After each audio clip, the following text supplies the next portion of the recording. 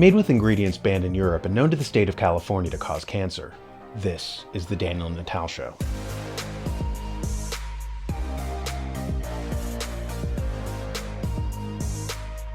Speaking of ingredients, a few months back there was a furor about the hypocrisy of the global elites at the COP27 climate change conference who were trying to normalize people eating bugs as they stuck to a menu of beef, chicken, fish, dairy products, and $125 cocktails. This same group of cosmopolitan technocrats were just at the posh Davos summit held by the World Economic Forum, again calling for people to stop eating meat to help the environment. It's a very important point that you are addressing. My daughter, 24, inspired me and said, "Dad, how can you advocate for these zero carbon value chains if you still eat meat?" And so I stopped eating meat. Now the math would say, well, you need to stop eating meat 11 years to compensate for a flight to Thailand. Yes, but if 1 billion people stop eating meat, I tell you it has a big impact.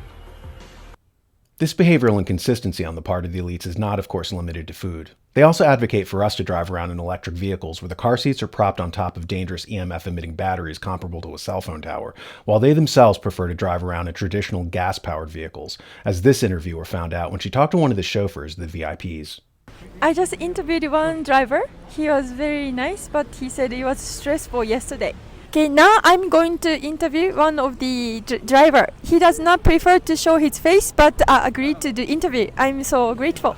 I saw Uber cards. Yes. On the side, it says 100 electricity. That's right. Yes. All Tesla and all electricity, because here they need without gas or without petrol, only electricity to drive here with Uber. Yes, I know that. What about your car?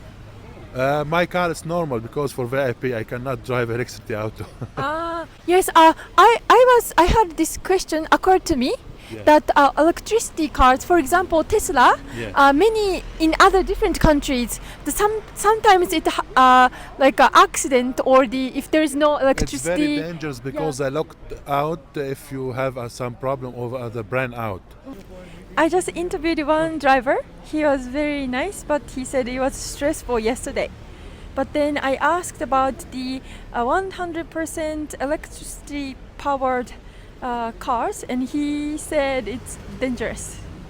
This is, of course, part and parcel with an interview that we showed about a week ago, where an airline pilot says that the same VIPs who insist that the unwashed masses use pilots that are participating in worldwide medical experiments insist upon purebloods for their own airplanes.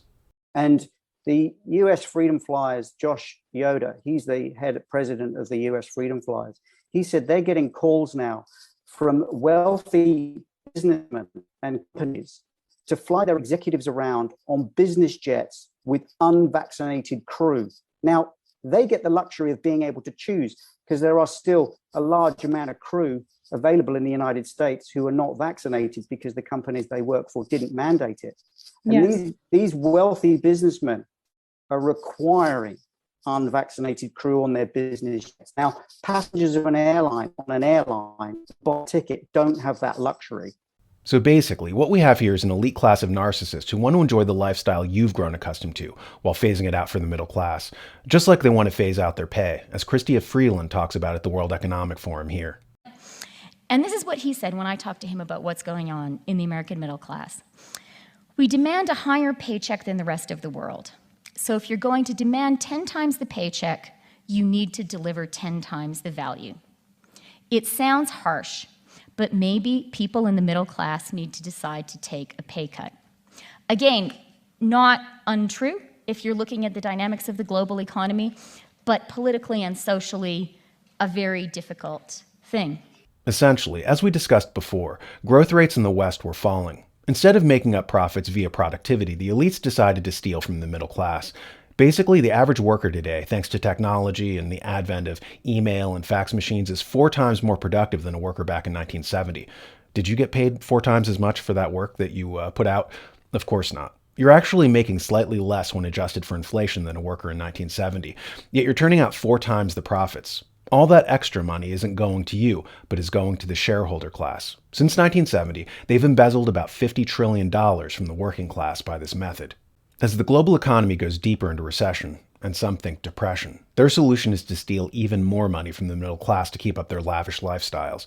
You have to eat bugs or live in a tiny house the size of a mausoleum so that the World Economic Forum crowd can continue to jet set. They tell us that there will be belt tightening, but they don't plan on any belt tightening for themselves. The New American Magazine is guided by our support of the U.S. Constitution and the principles upon which that document is based. We want to restore and retain the values and vision that made America great: limited government, the liberties our Constitution guarantees, and the personal responsibility a free people must exercise to stay free. To learn more, subscribe to the magazine. Visit thenewamerican.com.